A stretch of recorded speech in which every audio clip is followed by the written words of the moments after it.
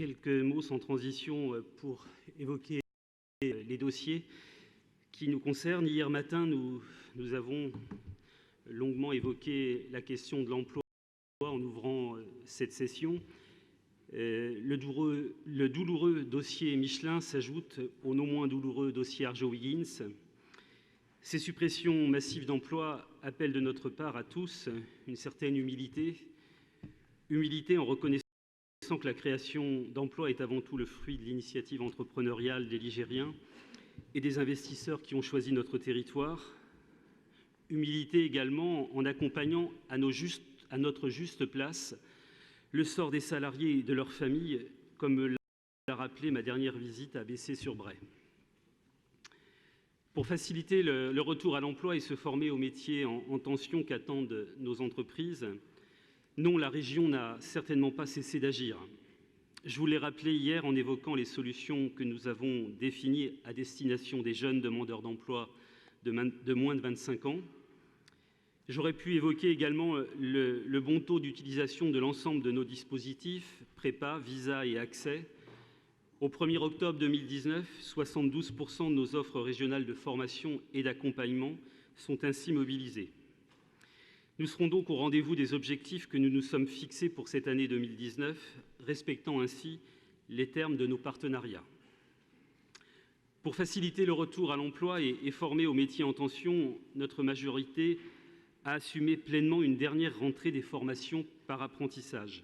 La dernière rentrée des formations par apprentissage.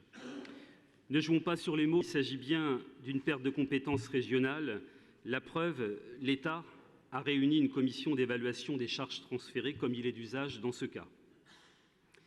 Certes, on nous promet des moyens d'intervention ponctuels, mais à 2 mois du Big Bang promis, tout est dans le flou dans les montants annoncés qui restent à répartir, le flou dans les modalités de répartition et d'attribution des aides dans un secteur qui va être soumis aux normes et aux lois de la concurrence, flou également dans le traitement des attributions de compensation que vous savez annexer désormais au projet de loi de finances 2020.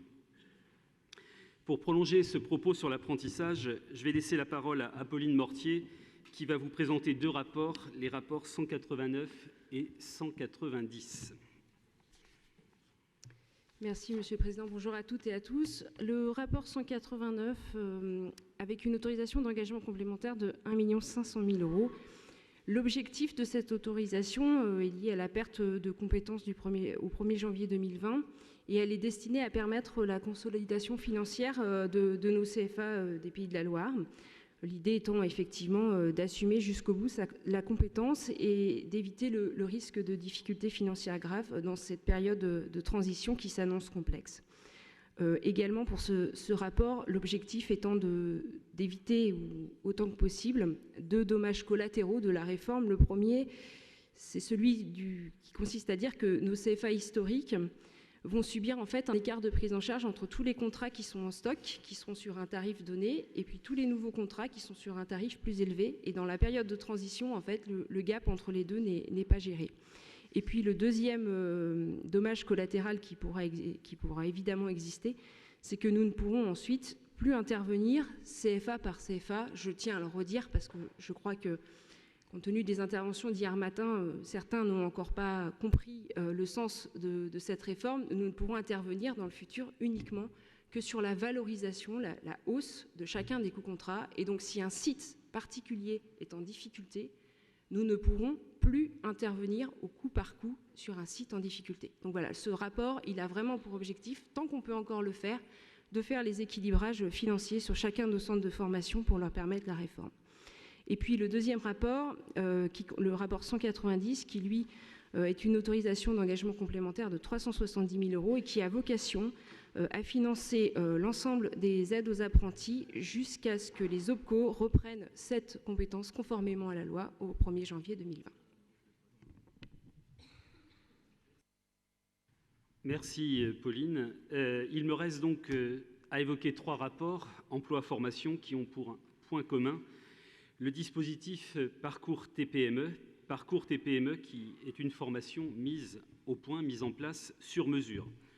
Sur mesure parce qu'il s'agit d'identifier les compétences recherchées par l'entreprise, compétences qui supposent, selon les retours d'expérience dont on dispose, un niveau assez élevé de polyvalence.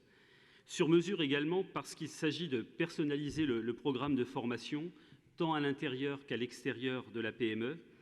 Un volume de 200 heures, 400 heures, voire 800 heures sera ainsi contractualisé entre l'entreprise, le demandeur d'emploi et le conseiller emploi entreprise de Pôle emploi. Dès le début de l'année, nous avions convenu de cofinancer 370 parcours TPME. Pôle emploi, la CPME et les partenaires sociaux unissaient leurs moyens à ceux de notre région Pays de la Loire. Aujourd'hui, les 370 parcours envisagés ont été lancés. Les crédits budgétés par nos partenaires sont donc épuisés.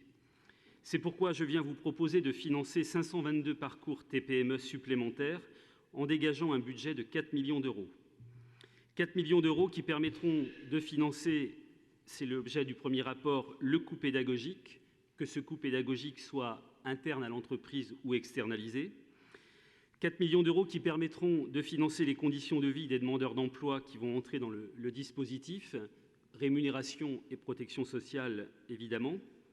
Et puis 4 millions d'euros qui vont permettre de financer le bonus TPME versé aux employeurs qui s'engagent pour la plupart sur un CDI, puisque vous le savez que l'obligation initiale est celle de la conclusion d'un CDD de 6 mois, mais une fois que le parcours est terminé, le CDI est souvent d'usage pour retenir la nouvelle compétence. Pour être complet sur ce sujet, il me faut vous dire que ces 522 parcours TPME que nous envisageons seront associés à un appui RH, un appui ressources humaines. Cet appui RH, nous le testons actuellement avec des chefs d'entreprise, toujours de la CPME, mais plus particulièrement en Vendée. CPME vendéenne qui est mobilisée par sa présidente, Madame Blandin, que j'ai reçue voilà quelques jours dans cet hémicycle, sur invitation du Césaire. Il me faut aussi vous dire que ces parcours TPME fonctionnent bien en recourant aux actions de formation en situation de travail, la fameuse AFEST. Cette action ou ces actions de formation en situation de travail sont permises par la loi sur la liberté de choisir son avenir professionnel et nous les testons dans de nombreuses entreprises ligériennes, comme on a pu le voir il y a quelques jours dans cet hémicycle avec LDC ou Macosa en Sarthe, ou encore AES, entreprise du vignoble nantais qu'on a pu rencontrer. Donc ce parcours n'est pas qu'un parcours de formation, c'est aussi un accompagnement de la TPE-PME et puis l'évaluation ou le test de ce dispositif d'action de formation en situation d'entreprise. Voilà ce que je voulais vous dire sur ces 3 rapports que nous vous proposons ce matin. Merci. J'ouvre à présent les débats.